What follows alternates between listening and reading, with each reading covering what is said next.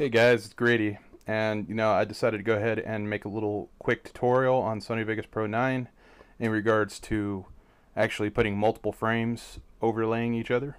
And I've gotten enough questions from random viewers and subscribers alike that I felt that this was actually a little necessary. And I actually used this transition, this effect, on one of my earlier Modern Warfare 2 videos. It should be the one that has the little nude photos as the title. I was just trying to get some extra attention, some extra laughs. So don't take it too serious. I mean, the gameplay was mediocre. It was just something to put up there because I really didn't have much time to play for maybe 2 or 3 straight days, and I felt like you guys deserve to have something up there. So it was a little mediocre, but with the added transition from me playing Guitar Hero and overlaying the music, I thought it was kind of cool. I don't know, you might think otherwise. That's up to you. In fact, if you want to go check it out, feel free to after this video. Keep watching. So anyway, I went ahead and took some pre-rendered videos, or I mean, you can even take the raw uncompressed videos that you got from your capture card. It doesn't matter, just any video whatsoever.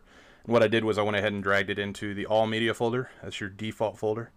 I'm going to go ahead and just use 2 videos.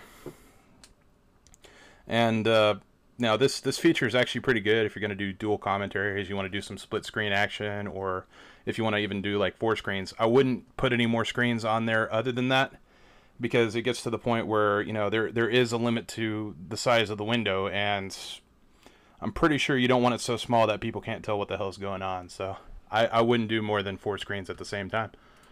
It's just my opinion. I mean, you could try it, it's cool. But what I am going to go ahead and do is I'm going to drag the first video. So this video is going to be the shrunken video, the one that's going to be overlaying the top of the first video, and I'm going to drag it onto the first portion of the timeline here. Now basically this is your active video. The top video and audio tracks are always going to be primary, so unless you shrink them, they will always take up the full screen. You won't be able to see any videos that you put underneath them. But what I'm going to go ahead and do in order to make this effect possible, so I'm actually going to go up and I'm going to drag one of my Halo 3 clips in here. And yeah, I'm gonna once I brought it down, it had the little gray highlight on the timeline, and it automatically created another audio and video track underneath. So you can keep the audio, you don't have to worry about losing the audio. Over here you got the little decimeter options, the dB options, that allow you to increase volume, lower volume. That way, maybe you're not drowning out the sound from the other video. Maybe you might have commentary on the bottom and you don't want to drown it out with the gameplay, so you just use that feature. It'll decide the amount of volume that you get out of that particular clip. So yeah, now that I have everything set up the way I want to on the video timeline, I'm actually going to go over here to the video that's overlaying the primary video, and there's a little box that says event pan crop. Unfortunately, I'm using my HD camera. I don't have any capture software that captures desktop movement and whatnot, so this is the best I can do for the time being. I just wanted to give you something. I figure if I explain it well enough, you probably won't worry about the quality. So it's still going to be in HD. A little shaky. So I'm going to click that box. It's going, let me zoom out. It's going to give you this big window with a big F in the middle. The big F represents full screen. So right now you are taking up the entire full screen. But if you use your little wheel of the mouse and you go backwards, it will actually expand the screen so you have more of an area to work with.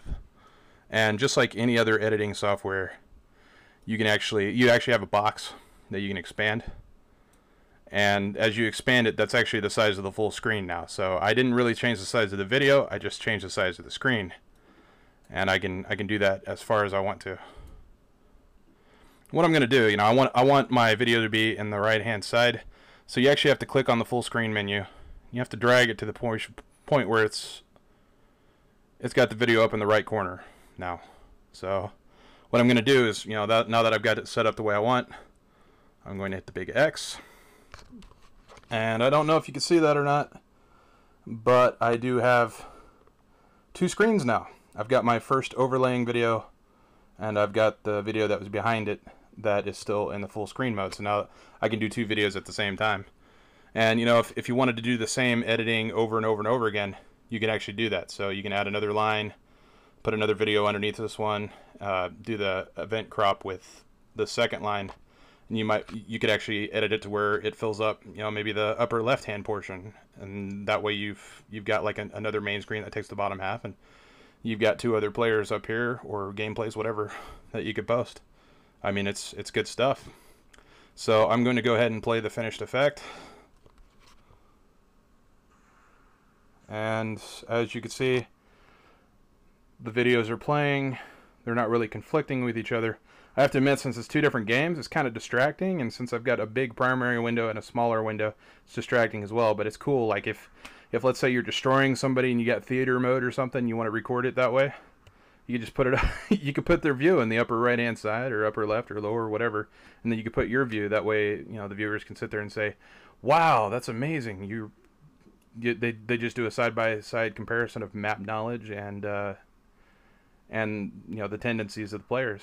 It's kind of cool. So basically, once you get the effect the way you want it, all you really have to do is just render it however you want it, you know, whether it's 720p or 480p, you know, 480p being standard def. To be honest, I don't recommend 1080p because a lot of the times it doesn't come out as clear as the 720p on YouTube. That's just my personal opinion, and I will stick to that. Besides, there's no point in converting to 1080p if you weren't really recording in true 1080p format. It just makes everything a little fuzzy. But, you know, that's everything that I have to show. If you guys liked it, feel free to rate, comment, and subscribe. Just remember, the more you rate, the more you comment, and even the more you subscribe, the faster this channel grows. And I guarantee you I will be giving back to the community, not just in terms of gameplay and maybe tutorials and tips, but also when it comes to, you know, prizes or even shout outs, whatever needs to be done to help this community grow. I am totally for it. It's good stuff. So until the next time, I'm Grady, and I'm out.